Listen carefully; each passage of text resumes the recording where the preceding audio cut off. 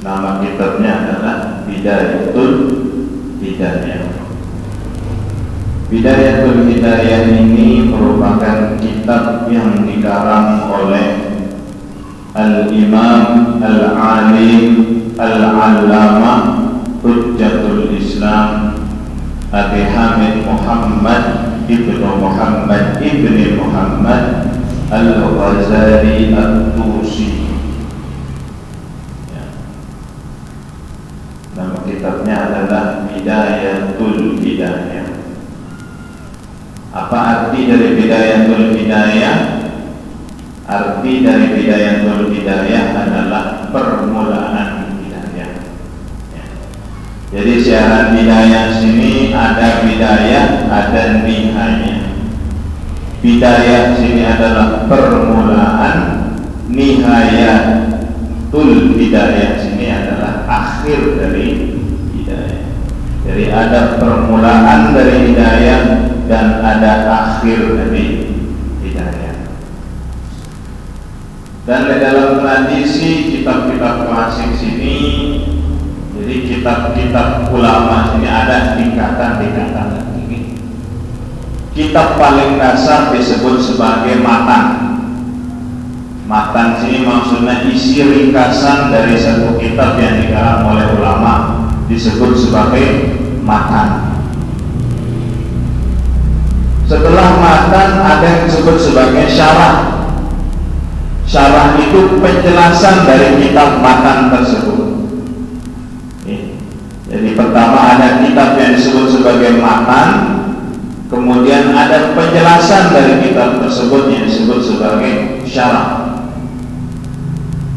Syarah sendiri kemudian dijelaskan lagi oleh ulama dan disebut sebagai hasyiah. Lalu setelah hasyiah ada yang disebut sebagai ta'liq.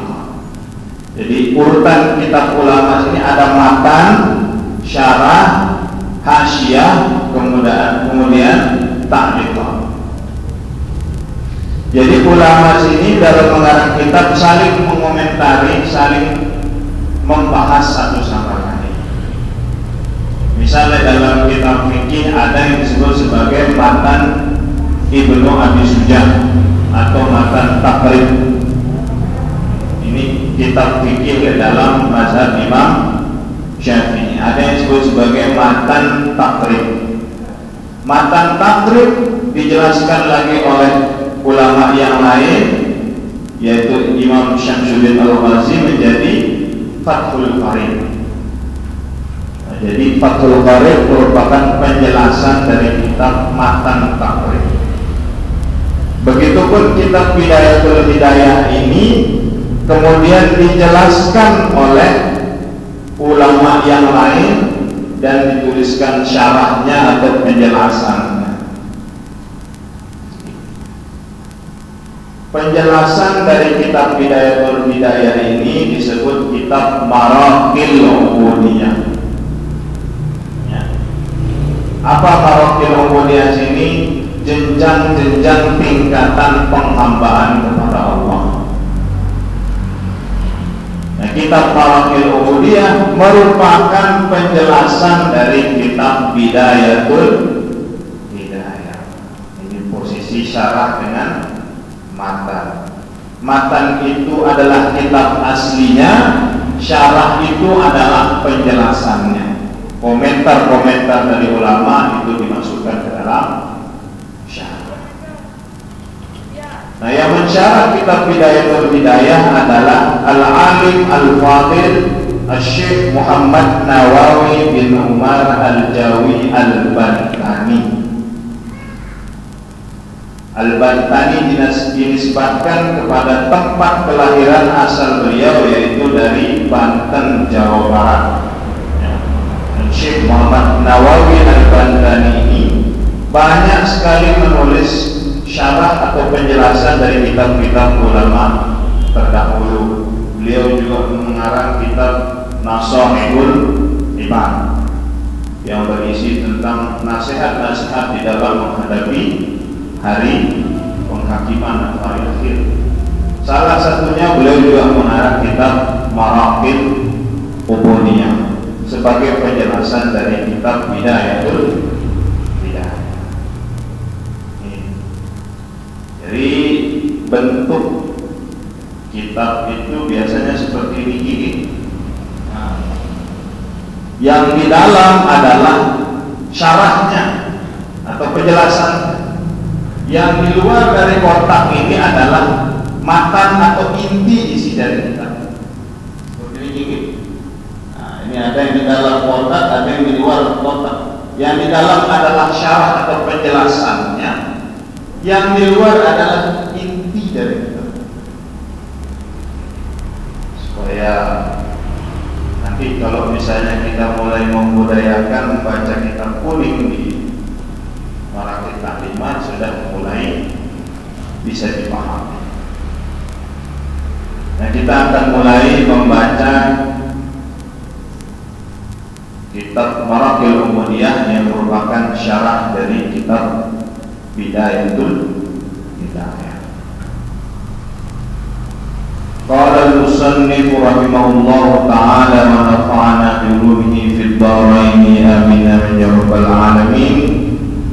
Bismillahirrahmanirrahim. Qala asy-syaikh al-imam wal-alim wal-allamah hujjatul Islam wa barakatul anam. Qala berkata siapa? Asy-syaikh al-imam, Asy-syaikh al-imam al-alim al-allamah. Nah, sini ada 4 istilah. Syekhul imam, baru kemudian al-alim al-allamah. Apa yang dimaksud sebagai syekhul imam? Menurut penjelasan Syekh Nawawi Al-Bantani, yang disebut sebagai syekhul imam ay al-muqtada bihi. Apa maksud syekhul imam sini? Orang yang diikuti pendapatnya, orang yang diikuti, yang didengarkan pendapatnya, maka dia disebut sebagai asy-syekhul imam. Qala syekhul imamul alimul allamah. Al-alim al-allamah. Apa maksud al-alim al-allamah? Al-alimu jiddan. Fal ya'u fal ta'u lil mubalaghah. Apa bedanya alim dengan allamah? Jadi alim itu berasal dari kata alima ya'lamu. Dalam bahasa Arab berarti orang yang mengetahui. Tapi dalam istilah Arab ada yang disebut sebagai mubalaghah. Sifat mubalaghah itu mengatakan paling. Nah, kalau alim menjadi alim berarti paling mengetahui. Kalau ulama menjadi allamah, yang paling mengetahui. Contoh lain misalnya fathah yaftah, membuka. Kalau menjadi fattah, maka dia paling yang maha membuka.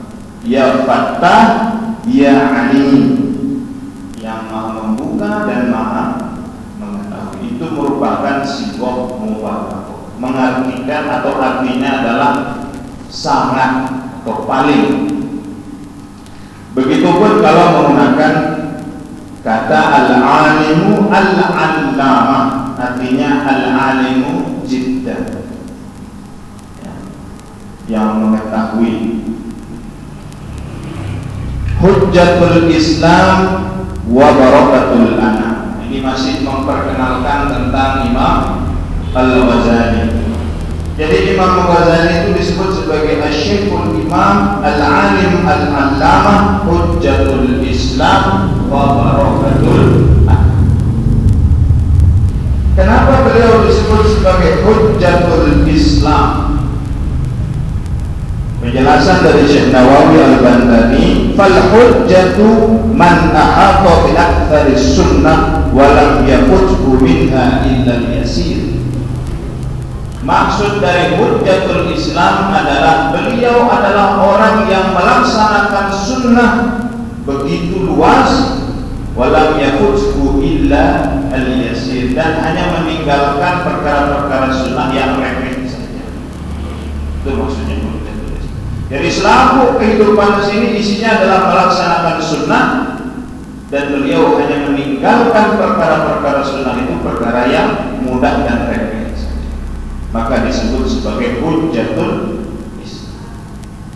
Ada pendapat lain mengatakan beliau disebut hujjatul Islam. Kenapa? Karena pada saat itu beliau menjadi hujjah, menjadi dalilnya orang Islam. Menara dengan pengetahuan tentang Islam, baik perkara akidah, perkara syariah, bertanya kepada Imam Ghazali. Maka Imam Al-Ghazali disebut sebagai hujjahnya orang Islam, sebagai hujjatul Islam. Wa barakatul anam. Nah, barakatul anam sini adalah makhluk yang diberkati. Tetapi dalam konteks penulisan kitab ini, Syekh Nawawi memberikan komentar, barakatul anam bimakna Zainuddin. Apa arti Zainuddin? Perhiasan agama. Zainuddin, perhiasan agama. Qala Syekh, man huwa Syekh Abu Hamid Muhammad bin Muhammad. Jadi nama asli dari Imam Ghazali itu adalah Abu Hamid Muhammad ibnu Muhammad.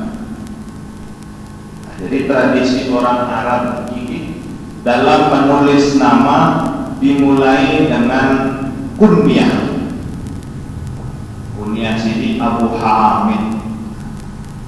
Apa maksudnya Abu Hamid? Bapaknya Hamid. Jadi nama beliau itu adalah Abu Hamid Muhammad ibnu Muhammad. Mana yang merupakan nama asli dari beliau? Nama aslinya adalah Muhammad. Siapa nama orang tua beliau? Muhammad. Maka menjadi namanya Abu Hamid Muhammad ibnu Muhammad.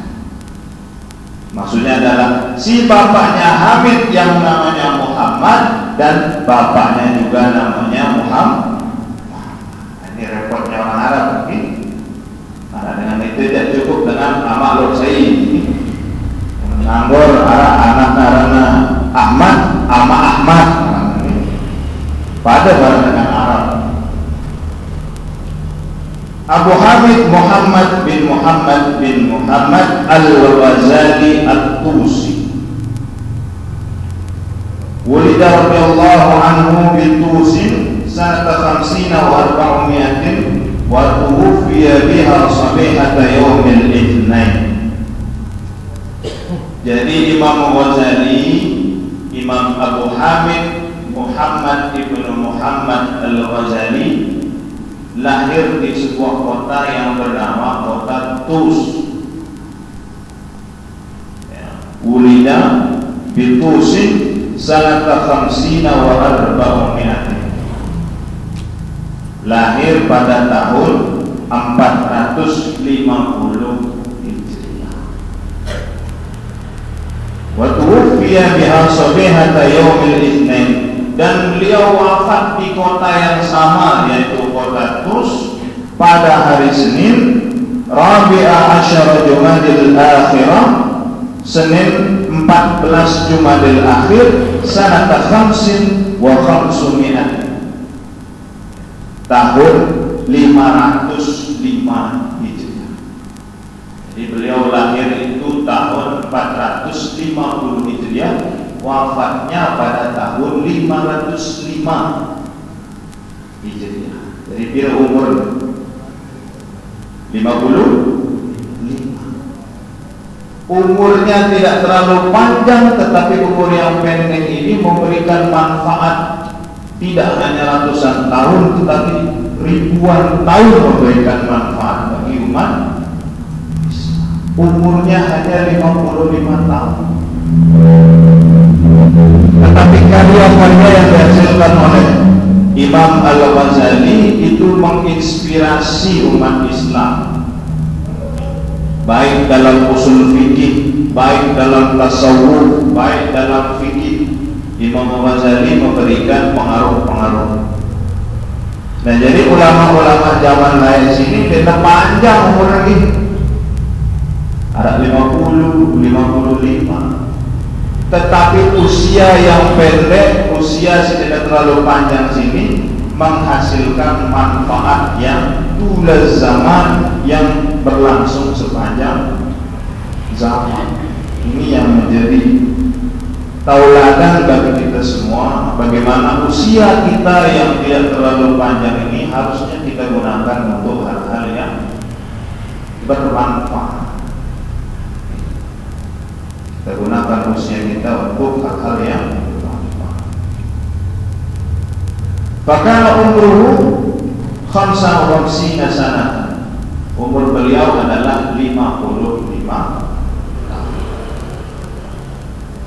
Abu Hamid Muhammad ibnu Muhammad Al-Ghazali bitakhfifiz zai nisbatan ila Ghazalah. Jadi nama beliau itu bukan Al-Ghazalah tetapi Al-Ghazali bitakhfifiz zai. Jadi huruf za-nya itu maksudnya benarak tasydid, dibaca Al-Ghazali bukan Al-Ghazali. Nisbatan ila Ghazalah qaryatun min Quratus. Nisbahnya kepada wilayah Ghazalah yang merupakan wilayah dari daerah Tus. Daerah Tus ini merupakan satu wilayah dari daerah Naisabur yang sekarang itu kalau kita lihat berada di daerah wilayah Persia. Naisabur.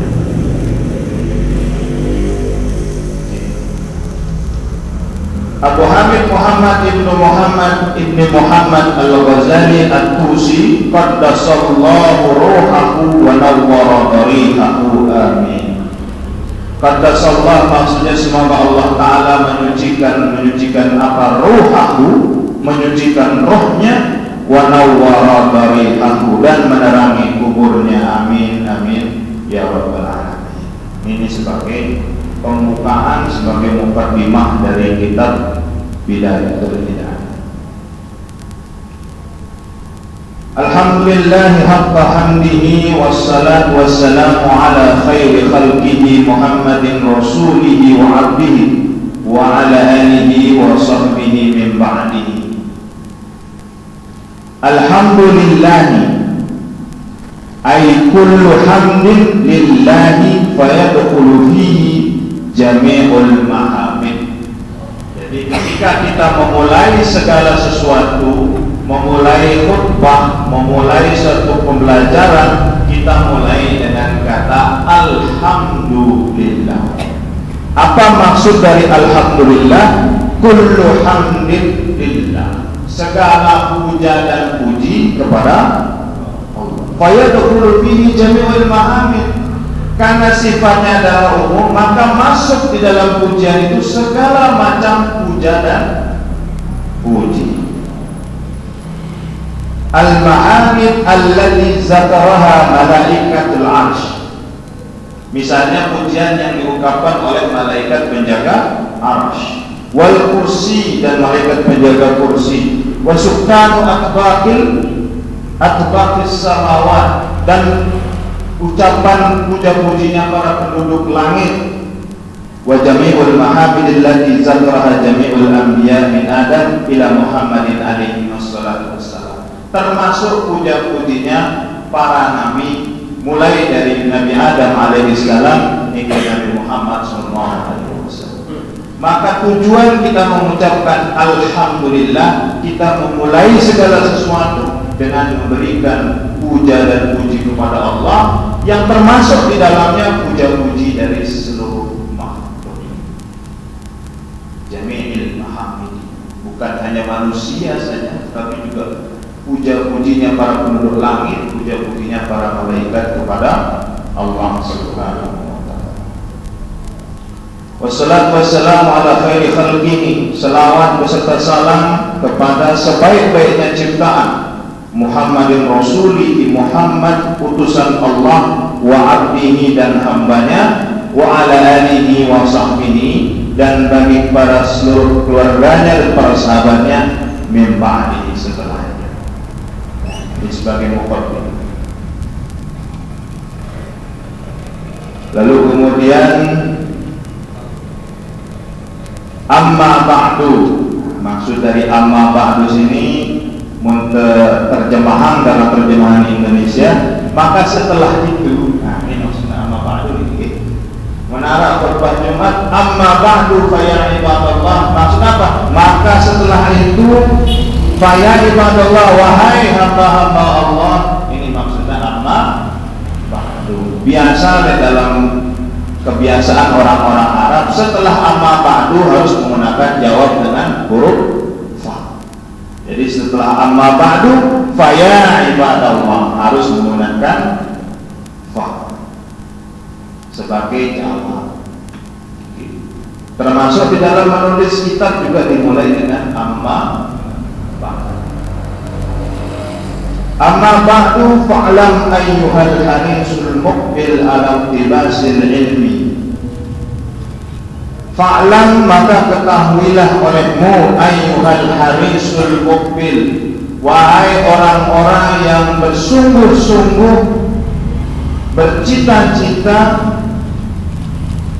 ala tibasil ilmi, di dalam memperoleh atau mencari ilmu. Fa'lam ayyuhal harisul muqbil ala tibasil ilmi, maka ketahuilah olehmu wahai orang-orang yang bercita-cita dan bersungguh-sungguh dalam memperoleh ilmu pengetahuan. Al-mudhir min nafsihi sidqur rubbah, yang tampak pada dirinya kesungguhan untuk menuntut ilmu, wa faradut ta'attush, dan rasa haus yang luar biasa di dalam menuntut ilmu. Annaka in kunta taqsidu bi talabil ilmi, ketahuilah olehmu apabila engkau di dalam menuntut ilmu itu taqsidu bi talabil ilmi, berniat di dalam menuntut ilmu itu al-munafasah. Jadi secara singkat sini pemahamannya, ketahuilah olehmu wahai para penuntut ilmu, apabila di dalam menuntut ilmu niatmu itu yang pertama adalah al-munafasah. Apa al-munafasah sini? Ilmu sini hanya untuk diri namesa. Ini maksudnya munafasah. Dia belajar menuntut ilmu hanya untuk dirinya, tidak untuk diajarkan kepada yang lain, tidak untuk dibagikan kepada yang lain. Kemudian wal mubahah.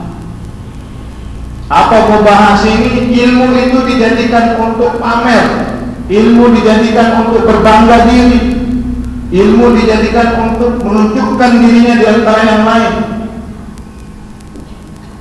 Wa taqaddum 'alal aqran, dan ilmu itu dijadikan untuk mengungguli teman-temannya yang lain.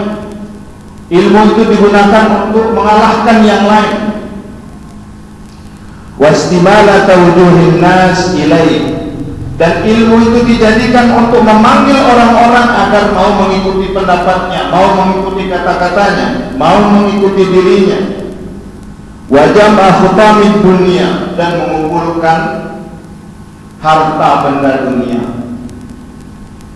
Jadi pembukaan kitab ini Imam Ghazali memberikan peringatan, wahai orang-orang yang menuntut ilmu dan bercita-cita untuk menuntut ilmu, mendapatkan ilmu pengetahuan, apabila niatmu di dalam menuntut ilmu yang pertama al-munafasah, ilmu itu kau ambil sendiri. Yang kedua al-mubahah, ilmu itu kau jadikan untuk pamer, untuk berbangga diri. Wa taqaddum 'alal aqran, ilmu itu kau jadikan mengungguli teman-temanmu yang lain. Wastimala tawjuhin nas ilaih, ilmu itu kau gunakan untuk menarik perhatian manusia. Wa jam'a khutamid dunia, ilmu kita jadikan untuk mengumpulkan harta benda dunia. Apa kata Imam Ghazali? Fa anta sa'in fi hadmi dinika wa ikhlaqi nafsi. Kalau itu yang menjadi niatmu dalam menuntut ilmu, fa anta sa'in fi hadmi dinika wa ikhlaqi nafsika, maka engkau berperan penuh di dalam menghancurkan agamamu dan menghancurkan dirimu sendiri.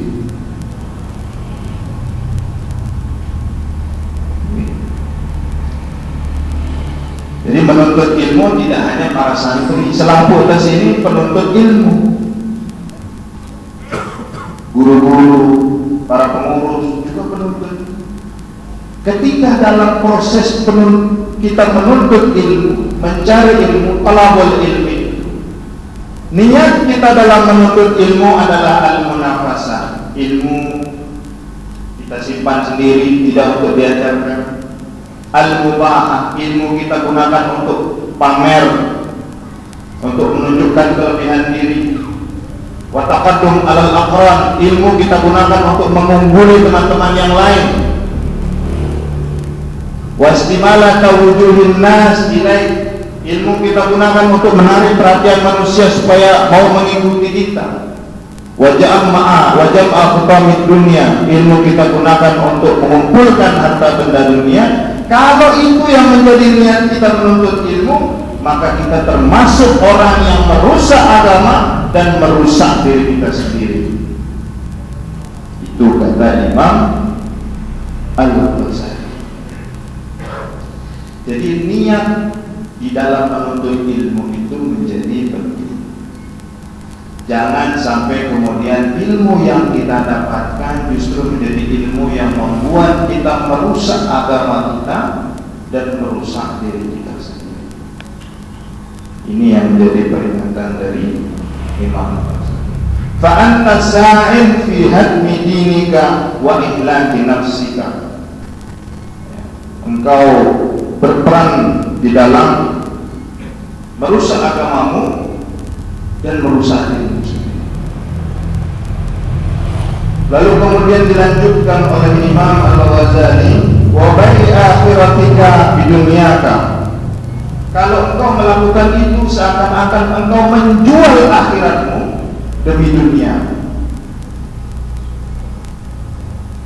Fasafaftuka khasiratun wa tijaratuka ba'iratun. Maka perniagaan yang seperti itu adalah perniagaan yang merugi.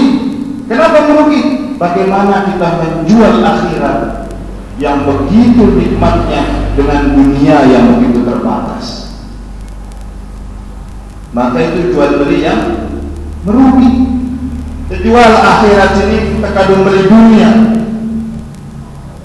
Ketika menuntut ilmu itu kita niatkan untuk hal yang tadi, munafasah, mubah, taqaddum alal aqran, istimala wujuhin nas ilaih, maka sesungguhnya kita menjual akhirat kita untuk membeli dunia. Maka dikatakan oleh Imam Ghazali, fasafaftuka khasiratun wa tijaratuka baqiratun, ai halikatun la khaira fiha. Tidak ada kebaikan. Lalu dilanjutkan oleh Imam Ghazali, wa mu'allimuka mu'inun laka ala isyanika. Dan kalau engkau menuntut ilmu dengan niat-niat yang salah tadi, maka yang harus disalahkan juga adalah mu'allimuka, para guru-gurumu. Kenapa? Mu'inun laka, karena ia membantumu di dalam memperoleh ilmu dengan niat yang salah. Wa mu'allimuka mu'inun laka ala isyanika wa syarikan laka. Guru-guru yang mengajarkan kepada muridnya untuk menuntut ilmu tidak karena sebab-sebab yang lain, tapi hanya karena sebab-sebab dunia. Jadi guru-guru juga berperan di dalam membentuk murid, membentuk para santri. Bagaimana dia menuntut ilmu tidak dengan niat-niat yang salah.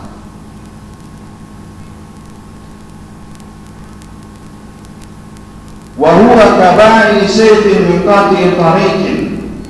Maka perumpamaan guru yang seperti itu seperti orang yang menjual parang apa? Golok, batik. Kaba'i sayfin min qati'i tariqin, seperti orang yang menjual batik kepada rampok. Perumpamaan guru yang mengajarkan muridnya untuk menuntut ilmu dengan niat yang salah, kabai sayfin min qati'in tariqi, menjual batik kepada perampok. Kama qala sallallahu alaihi wasallam, sebagaimana sabda Rasulullah Muhammad sallallahu alaihi wasallam, man a'ana ala ma'siyatin walau bisyatri kalimatin kana syarikan lahu fiha. Man a'ana, barang siapa yang menolong, ala maksiatin, kepada perbuatan maksiat, walau bisyatri kalimatin, walau dengan satu kalimat, kana syarikan lahu fiha, dia ikut di dalam perbuatan maksiat.